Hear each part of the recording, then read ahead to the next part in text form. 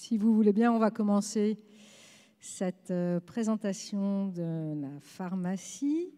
Je m'appelle Isabelle Margage, je suis professeure de physiologie à la faculté de pharmacie et je suis également en charge de la pédagogie à la faculté de pharmacie. Ma présentation va se dérouler en deux étapes. En fait, dans une première partie, je voudrais peut-être vous montrer un petit peu tous les métiers de la pharmacie, tous les métiers qu'on peut exercer avec un diplôme de pharmacien. Et puis ensuite, vous expliquer un petit peu les études donc, qui conduisent à ces différents métiers. La pharmacie, pour beaucoup, c'est ça. C'est votre pharmacien d'officine, donc en ville. Et effectivement, c'est un des débouchés et une des filières des études en pharmacie. Ça ne concerne pas la majorité de nos étudiants. La moitié les 2 tiers, on va dire, des étudiants qui sortent de la faculté de pharmacie n'exerceront pas dans ces officines. Alors, ils pourront exercer dans l'industrie, l'industrie pharmaceutique, donc du médicament ou des autres produits de santé. Il n'y a pas que le médicament, hein, mais vous avez des orthèses, des produits pour les diagnostics, etc. Donc, il y a vraiment beaucoup d'autres choses que le médicament également dans la pharmacie. Et puis, il y a aussi un exercice de la pharmacie à l'hôpital avec la biologie médicale, mais pas uniquement, puisqu'il y a aussi des pharmacies dans les hôpitaux. Et là encore, ça va être un métier particulier. Donc, 3 filières, et je vous l'ai dit, 2 tiers, on va dire que ça se répartit en 1 tiers, 1 tiers et 1 tiers dans chacune des filières. L'exercice à l'officine, c'est celui que vous connaissez le mieux. Donc, le pharmacien, c'est l'expert du médicament. Et donc, il va vérifier les ordonnances qui arrivent, il va délivrer les médicaments et il va donner des conseils aux patients. Alors, à nouveau, ça concerne le médicament, mais ça concerne également le matériel médical, tout ce qui concerne l'orthopédie, l'optique également, puisque vous pouvez trouver des lunettes, des lentilles, etc. en pharmacie.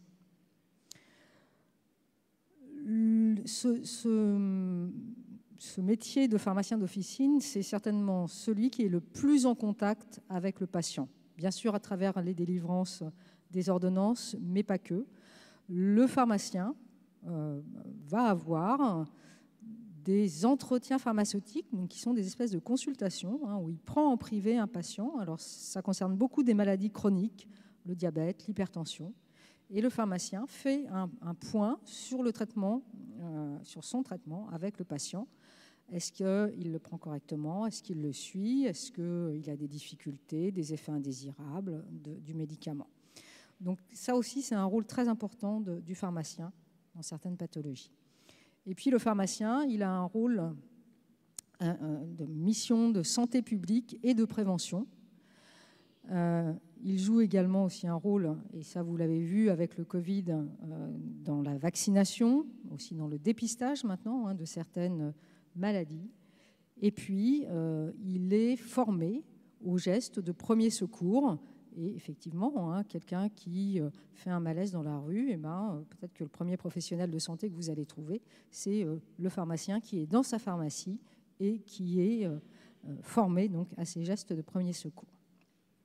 Donc vraiment un métier extrêmement riche, avec des missions qui se développent, qui se sont déjà développées et qui vont continuer à se développer, et un métier très, très en contact avec les patients. Mais c'est aussi une entreprise, une pharmacie, donc il faut avoir aussi des compétences en management et en gestion. Et puis, pour enfoncer un petit peu plus le clou encore, le pharmacien, c'est le seul professionnel de santé qui est au coin de la rue, qui est disponible sans rendez-vous. Vous poussez la porte et vous pouvez avoir un conseil pour votre santé. Donc ça, c'est la première filière. Deuxième filière, c'est d'exercer son métier dans l'industrie, en particulier l'industrie pharmaceutique.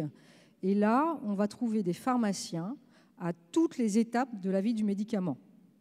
Donc, toutes ces étapes, c'est quoi? Ça commence par la recherche de molécules qui sont actives pour traiter des maladies. Et puis, une fois qu'on a trouvé une molécule, ce n'est pas un médicament. Il va falloir faire du développement autour de cette molécule pour qu'elle devienne un médicament. Alors, ce développement, c'est différentes choses. Là aussi, le pharmacien va intervenir. C'est est-ce que la molécule est toxique? D'accord, elle agit sur sa cible, là où je veux qu'elle agisse, mais est-ce qu'elle est toxique ailleurs pour l'organisme? Cette molécule, est-ce que je sais en faire un comprimé pour un adulte? Est-ce que je sais en faire un sirop ensuite pour un enfant? Est-ce que je sais en faire une solution injectable?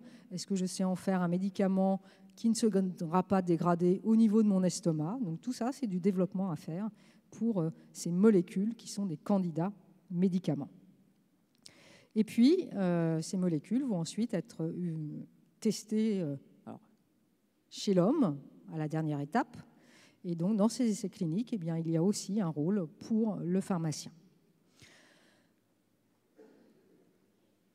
Ces molécules qui sont devenues des médicaments, il va falloir les produire. Et c'est forcément un pharmacien qui est responsable de la formation des médicaments. Donc, dans les chaînes de production, dans l'industrie pharmaceutique, c'est le pharmacien qui met sa signature à la fin. Et puis, c'est aussi un pharmacien et uniquement un pharmacien qui est responsable du contrôle de la qualité de ce médicament. Est-ce que dans mon médicament, j'ai la bonne dose de ma molécule? Est-ce que je n'ai pas des impuretés? Donc, il va falloir que je détecte, que je recherche des impuretés dans mon médicament. Donc, tous ces contrôles de qualité, c'est le pharmacien qui en est responsable. Et puis, ces molécules qui sont devenues des médicaments, ça ne va pas être commercialisé comme ça. C'est-à-dire qu'il y a une agence nationale de sécurité du médicament qui dit « OK, vous avez fait suffisamment d'études, vous avez suffisamment regardé les effets, la toxicité, l'efficacité de cette molécule.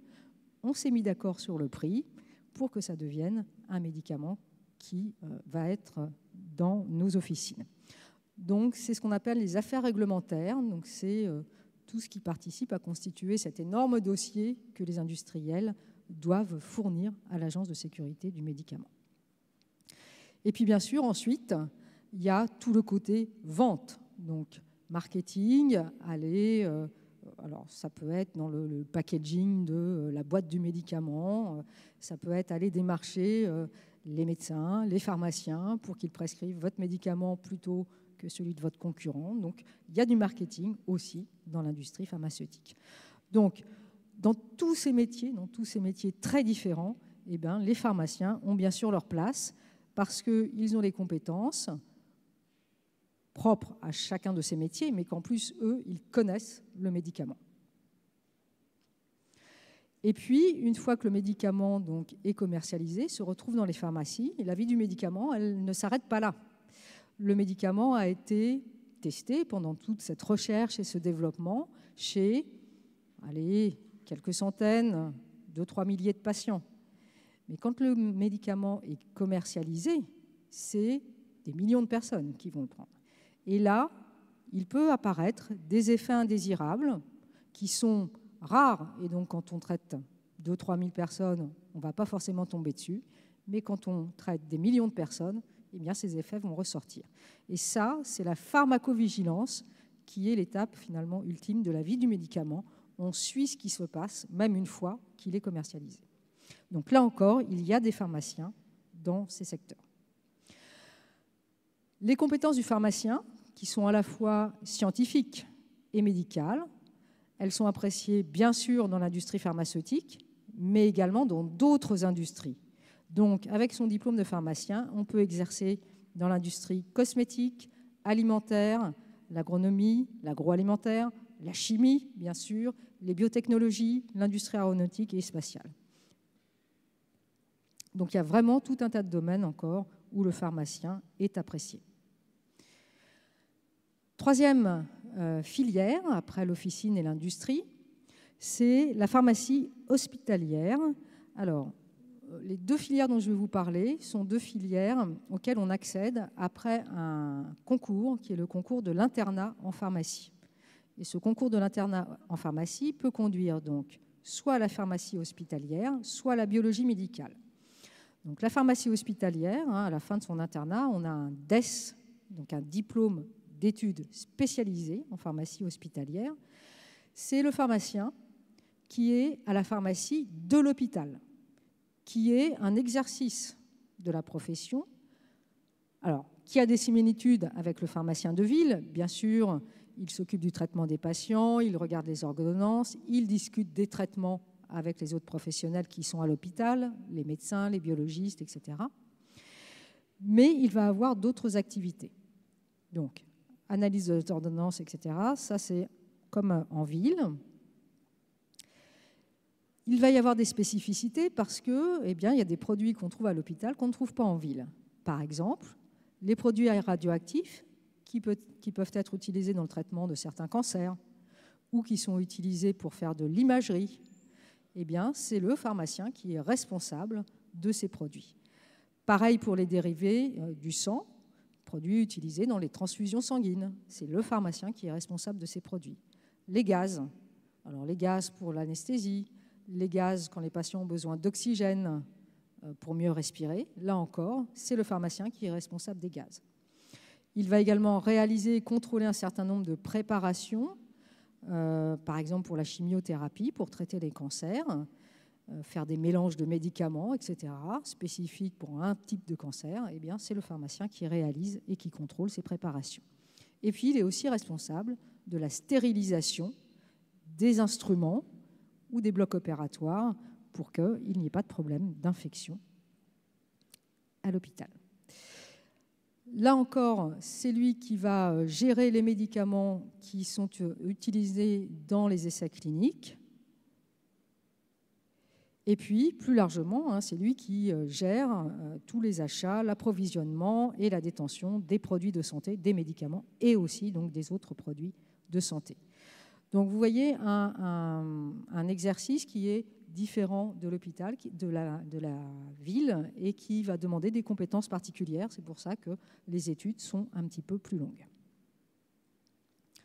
Le concours de l'internat peut également mener à la biologie médicale. Donc, il y a à la fin un diplôme d'études spécialisées donc de biologie médicale, qui est un diplôme commun aux médecins et aux pharmaciens. Donc, les médecins et les pharmaciens suivent la même formation ici pour la biologie médicale. Bien sûr, vous connaissez ces examens de biologie médicale.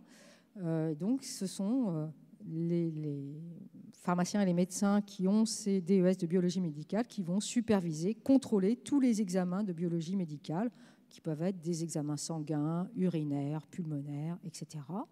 Ils vérifient la cohérence des résultats, ils accompagnent le résultat, ils ne se contentent pas d'envoyer le résultat, mais ils peuvent commenter, discuter des résultats avec les autres professionnels de santé. Ils participent au diagnostic et puis ils peuvent être spécialisés aussi dans certaines disciplines, en génétique, en biologie de la reproduction, etc. Cette activité de biologiste médical, elle se pratique bien sûr dans les laboratoires de biologie hospitaliers. Et là, on a des biologistes qui vont être vraiment spécialisés, mais vous pouvez aussi avoir cette activité dans les laboratoires d'analyse médicale de ville. Quand vous allez faire une prise de sang en ville, dans un laboratoire d'analyse médicale, il faut savoir que 75% de ces laboratoires d'analyse médicale de ville sont dirigés par des pharmaciens. Donc, on trouve aussi, bien sûr, des pharmaciens à ce niveau-là. Et puis, ces compétences que vous avez acquises, bien, vous pouvez les mettre au profit de la recherche médicale. Vous pouvez être enseignant, chercheur également. Vous pouvez travailler aussi dans l'industrie, par exemple l'industrie du diagnostic qui va mettre au point des diagnostics pour détecter des maladies. Vous pouvez travailler dans la police scientifique. Là aussi, il y a encore tout un tas de débouchés. Et puis, il y a des carrières qui sont un peu particulières aussi. Vous pouvez être un biologiste médical qui est pharmacien pompier ou pharmacien militaire ou pharmacien humanitaire ou grossistes-répartiteurs, qui est quelque chose de particulier. Les grossistes-répartiteurs, ce sont ceux qui achètent les médicaments aux industries pharmaceutiques et qui les revendent aux pharmacies, donc grossistes, répartiteurs, vers les pharmacies. Donc là aussi, c'est des métiers qui sont assez spécifiques. Donc voilà pour ces différents exercices de la profession avec un même diplôme de pharmacien, mais vous allez le voir, des études qui se spécialisent quand même dans l'une ou l'autre des filières. L'accès dans les études de pharmacie, dans 90% des cas, ça se fait par un PASS ou par une LAS. Donc je sais qu'à la suite, vous avez une conférence sur le PASS et les LAS. Donc je ne vais pas trop détailler. La seule chose que je voudrais vous préciser quand même, c'est qu'en Île-de-France, il n'y a que 2 facultés de pharmacie. Donc la faculté de pharmacie de Paris, qui est attachée à l'université Paris-Cité, et la faculté de pharmacie de l'université Paris-Saclay. Qu'est-ce qui détermine que vous alliez faire vos études dans l'une ou l'autre de ces facultés? Eh bien, c'est l'endroit où vous faites votre PASS ou votre LAS. Si vous faites un PASS ou une LAS à l'université Paris-Cité ou à Sorbonne-Paris-Nord à Bobigny, vous viendrez en 2e année à la faculté de pharmacie de Paris. Si vous faites un PASS ou une LAS dans n'importe quelle autre université francilienne, donc je vous les ai remises, Paris-Saclay, bien sûr, Sorbonne Université, Versailles, Créteil, eh bien, vous irez faire vos études de pharmacie à l'université de Paris-Saclay. D'accord ? Donc il faut quand même garder ça en tête. Cette entrée des études, donc, elle se fait par le PASS, ou par les LAS, et on arrive dans la majorité des cas, quasiment tous les cas, en 2e année des études de pharmacie, ici ce qu'on appelle le diplôme de formation générale en sciences pharmaceutiques, qui comprend donc en plus de PASS la 2e année ici de pharmacie et la 3e année de pharmacie. Donc soit vous rentrez directement par le PASS, soit vous rentrez par une LAS, alors soit la LAS 1, soit la LAS 2, soit la LAS 3, et vous arrivez en 2e année. Il y a une petite particularité pour cette licence ici, qui est une licence portée par la faculté de pharmacie avec des enseignants de pharmacie et de médecine, qui est la science, et dentaire également, qui est la science interdisciplinaire appliquée à la santé. Particularité parce que c'est une licence qui n'a pas de L1, comme vous voyez, donc qui reçoit les étudiants du PASS de Paris-Cité qui ont validé leur PASS, mais qui n'ont pas eu d'accès santé, donc ils reviennent en LAS 2, et ils peuvent revenir ici dans cette licence. Et la particularité, c'est que si on va jusqu'à la licence 3, ici, eh bien, soit on intègre en 2e année comme les autres, soit si on a suivi un itinéraire qui est inclus dans cette 3e année de licence, eh bien, on peut éventuellement, sous certaines conditions, rentrer en 3e année de pharmacie. Et c'est la même chose d'ailleurs pour médecine, je vous le signale.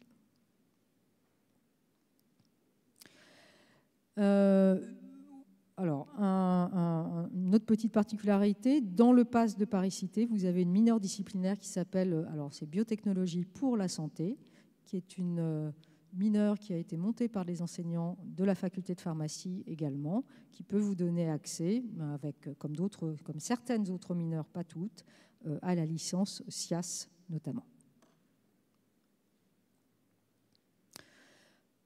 Alors, vous êtes rentré dans les études de santé. Donc, si vous m'avez bien suivi jusque-là, vous êtes donc en DFGSP 2, 2e année de pharmacie. Et puis, avec le DFGSP 3, donc la 3e année, et un petit bout de la 4e année, la moitié de la 4e année, tout ceci constitue ce qu'on appelle la formation commune de base. Tous les étudiants ont les mêmes enseignements jusqu'au milieu de la 4e année des études de pharmacie.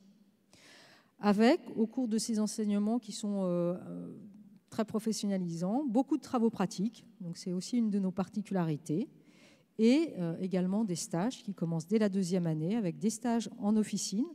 Alors un bon stage de 4 semaines en 2e année pour bien découvrir ce qu'est une officine, donc une pharmacie de ville, et puis ensuite des stages de 2 semaines en 3e et 4e année. Et puis, au cours de cette formation commune de base, on vous donne aussi l'opportunité d'aller faire une semaine de stage à l'hôpital pour justement découvrir les métiers du pharmacien d'hôpital, que ce soit dans la pharmacie hospitalière ou dans les services de biologie.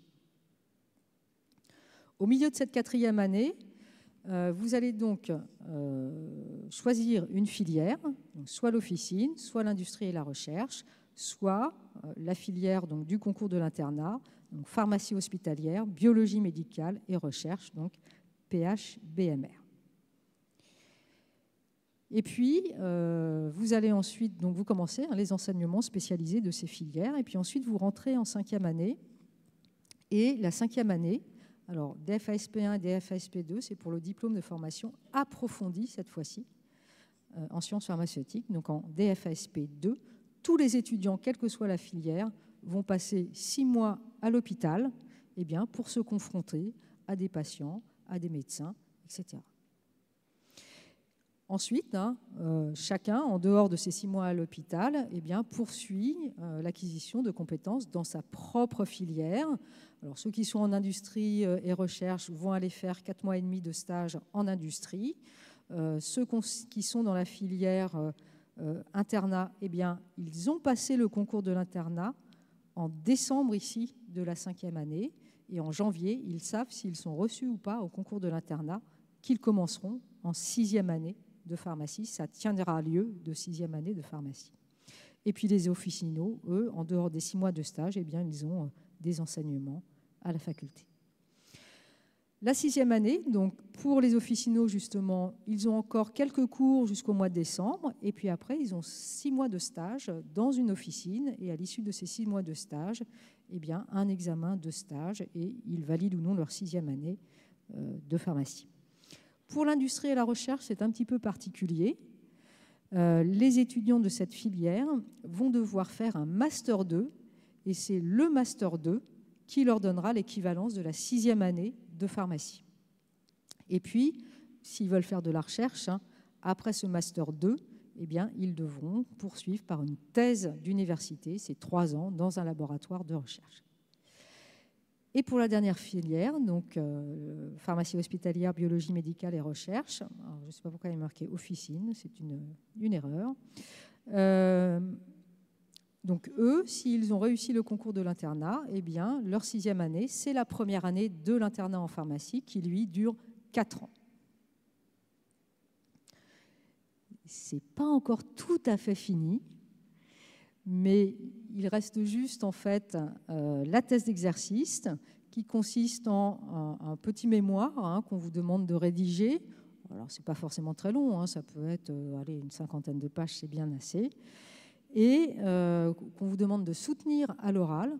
Alors sur un sujet qui vous intéresse, qui est en lien bien sûr avec la pharmacie, avec votre filière, et à l'issue de cette soutenance, vous avez votre diplôme de docteur en pharmacie.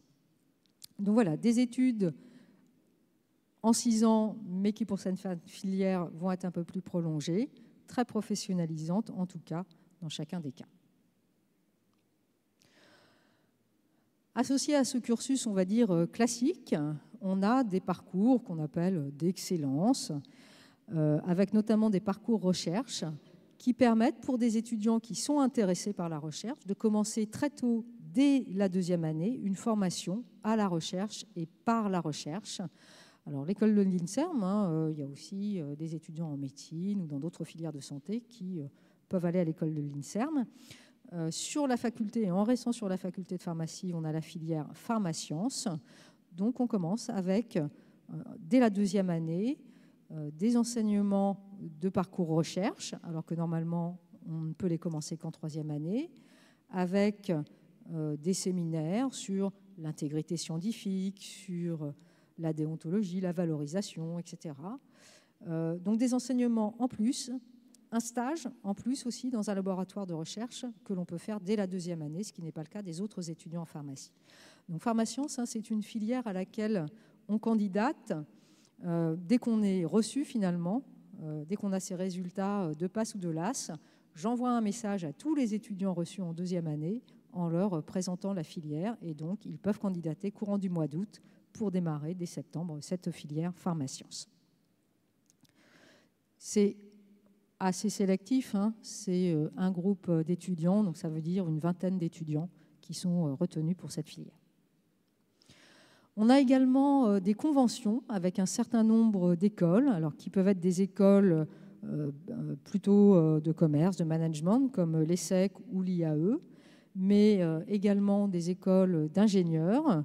Alors, en particulier, Chimie ParisTech, on a une convention avec un vrai double cursus avec Chimie ParisTech, donc des études qui sont mixées, mélangées entre pharmacie et Chimie ParisTech et qui feront qu'en 7 ans, on est à la fois diplômé en pharmacie et ingénieur de Chimie ParisTech. Donc, c'est des cursus qui sont vraiment très intéressants. Et si vous êtes tenté par ça, il faut venir nous voir rapidement parce que ce sont des cursus qui commencent assez tôt et dès la 3e année de pharmacie, contrairement aux autres écoles avec lesquelles on a des conventions qui sont plus tard dans le cursus, vers la 5e, 6e année de pharmacie. Donc, on a aussi des accords avec l'ENSIC et avec l'Institut des mines télécom. Alors, les mines d'Albi, hein, qui est une école d'ingénieurs qui est spécialisée dans le médicament, la production pharmaceutique, etc. Et puis, on a également des conventions, mais ça, c'est plus largement l'Université Paris-Cité qui a des conventions avec Sciences Po, où là encore, nos étudiants en pharmacie peuvent, pour leur 6e année, eh bien, aller vers Sciences Po. Donc, des doubles cursus qui sont très intéressants si vous voulez compléter votre formation. À côté des études, très important aussi, c'est la vie associative. Et sur la faculté de pharmacie, on a 18 ou 19 associations étudiantes qui sont soit des associations, j'allais dire ludiques, je ne sais pas si c'est trop le terme, mais vous voyez, musique, danse, sport, photographie, etc. Soit des associations avec des étudiants qui s'engagent pour les autres, l'humanitaire, le tutorat, des associations de filières. On a une association de liaison étudiants-entreprises avec l'industrie pharmaceutique, bien sûr.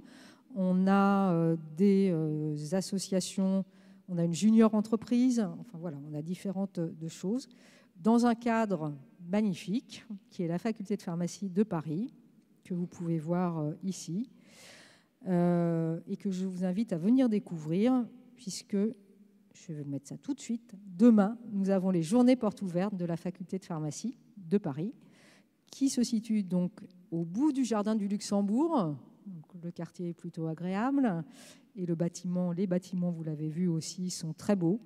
Donc venez nous voir. On a des tables rondes sur les différents métiers. On a des stands avec des enseignants de pharmacie et des étudiants de pharmacie. On vous fait découvrir un petit peu le site, les amphithéâtres, les salles de travaux pratiques. Il y a un escape game qui est organisé par les enseignants pour les élèves, pas pour les parents. Okay. Donc venez nous voir demain, c'est de 14 à 18 h. Il y a 3 tables rondes dans l'après-midi. Et puis, je remets quand même, je vous mets cette illustration qui montre toute la diversité des métiers de pharmacie.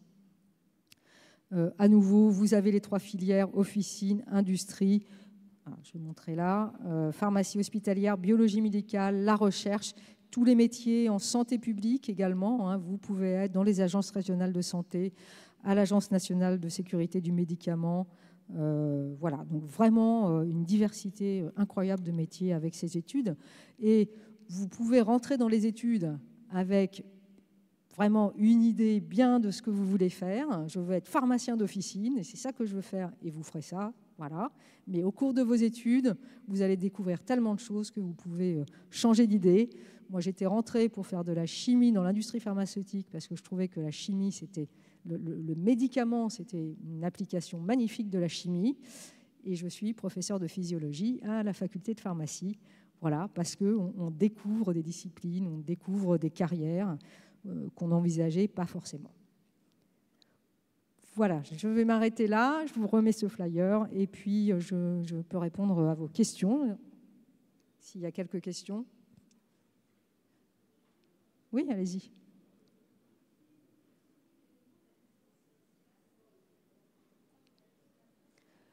Alors, la licence SIAS, on ne peut y arriver que si on a fait son pass à Paris-Cité et qu'on a validé ce pass, mais qu'à l'issue du pass, on n'était pas suffisamment bien classé pour avoir un accès santé. Donc, on rentre dans la licence SIAS et après, c'est comme les autres LAS, en fait. Pardon ? Alors, c'est une LAS avec des enseignements qui sont... c'est plus proche de ce que vous retrouverez si vous intégrez une filière de santé que si vous êtes en LAS de droit, par exemple. Bon. Et puis, la particularité, c'est qu'on peut rentrer, si on va jusqu'en LAS 3 avec un itinéraire particulier en LAS 3, en 3e année de médecine ou en 3e année de pharmacie. C'est la seule LAS qui vous permet ça, à condition, il faut quand même aller jusqu'au bout de la licence.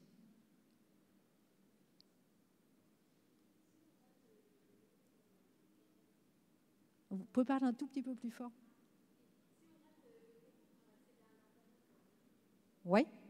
On est redirigé vers une des 2 autres filières.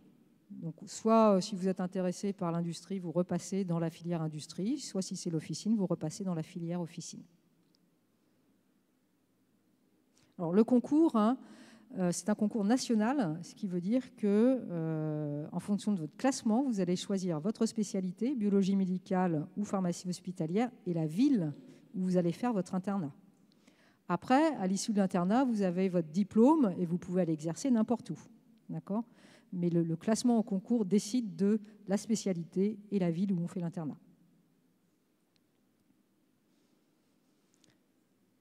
Il n'y a pas d'autres questions ?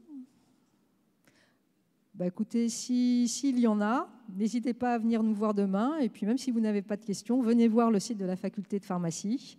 On sera heureux de vous accueillir demain à partir de 14h. Merci à vous.